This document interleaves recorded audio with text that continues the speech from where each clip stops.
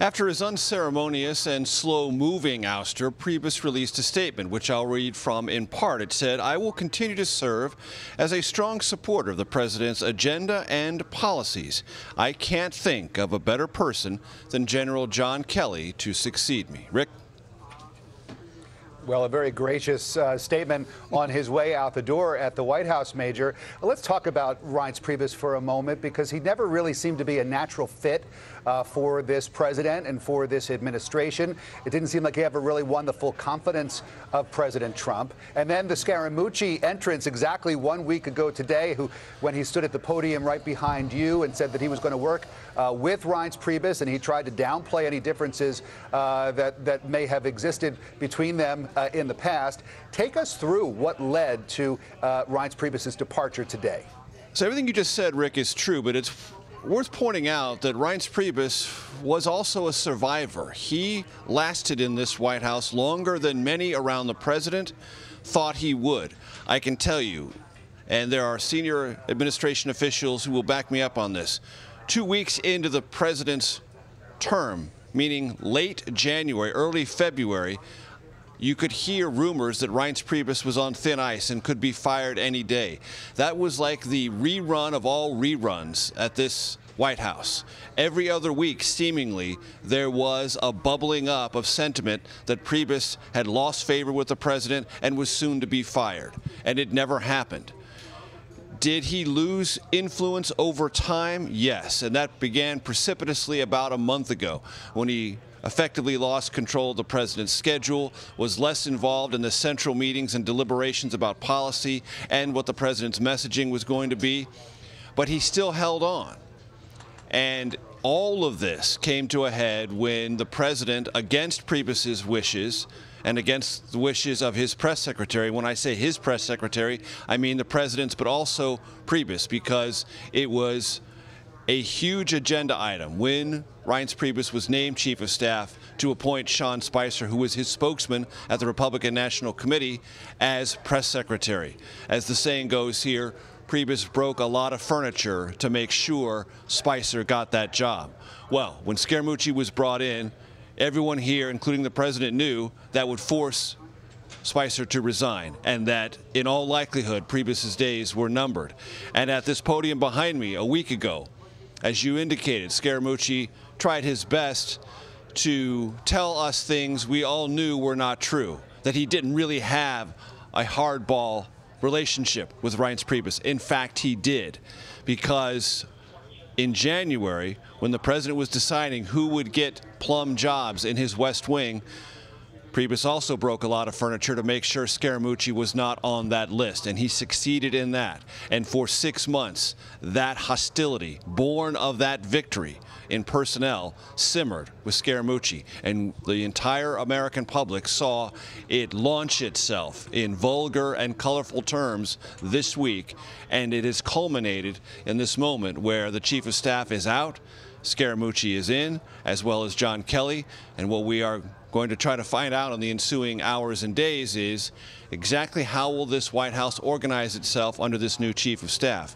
Because under Priebus, there were 4 or 5 factions every single day, and as I've said on this network many times, there was never a central chief of staff in this White House.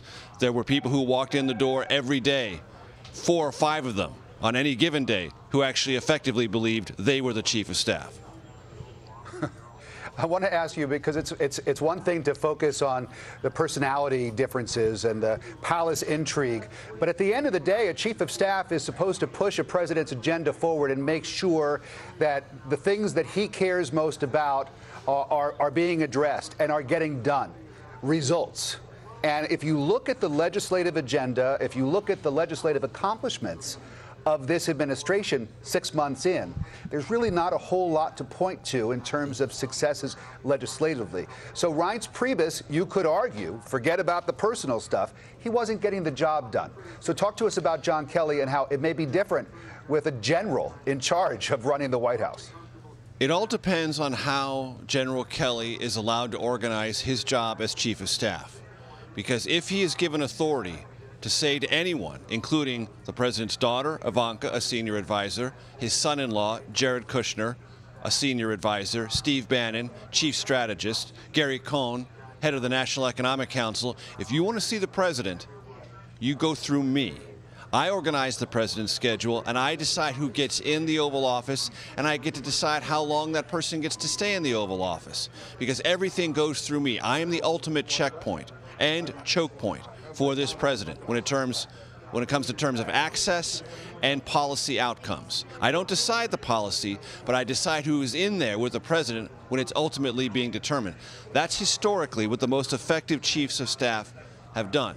Reince Priebus was not allowed and incapable of achieving that kind of central choke point authority within this West Wing. It will be up to General Kelly to figure out if he can seek that power and if the president will give him that power. And just as a reminder, when Anthony Scaramucci was at this podium 1 week ago, he said he would report directly to the president. He would not be accountable to a chief of staff. He would not be accountable to a chief strategist. He would be accountable to no one but the President of the United States.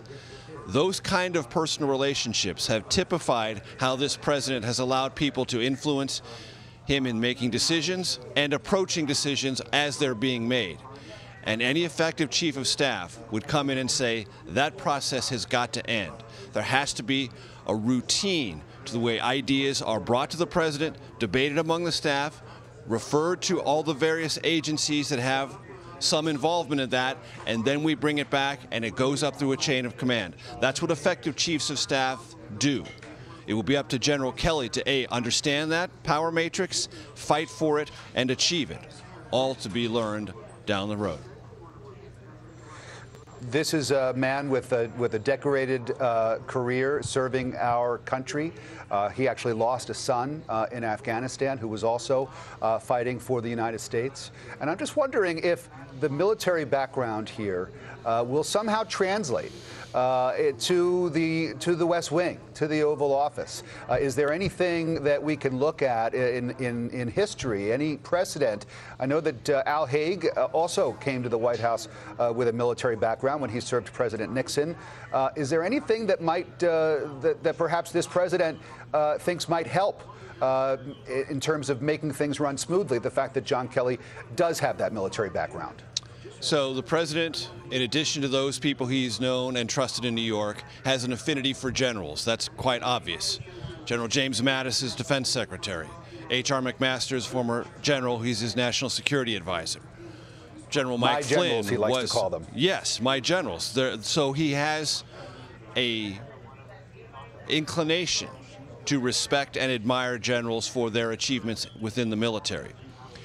What will be crucial for this president is to decide if he wants to invest in this general coming in as his chief of staff, something he did not invest his previous chief of staff with, which are the various powers I just described. And if he does, then this White House will run differently. And General Kelly will come in with at least that threshold respect that the president talked about today when he was in New York and has talked about previously. I would just point out two things to our audience about this. As the piece we just ran illustrated, the president, when he was president-elect on election night, also called Reince Priebus a star. He's called John Kelly a star. The longevity of your stardom within a Trump world is always somewhat open to question. Point one. Point two, it is worth noting the historical irony here that 10 days or so after President-elect Trump won the election, John Kelly, retired general, got a phone call, utterly unexpected. As he recalls the story, he was watching a college football game. On the other end of the line, Reince Priebus. What was the call about? Persuading Kelly to meet President-elect Trump with the idea that he might join this administration in a senior position. General Kelly credits Priebus for persuading him to at least even think about that meeting, take the meeting, and join the administration.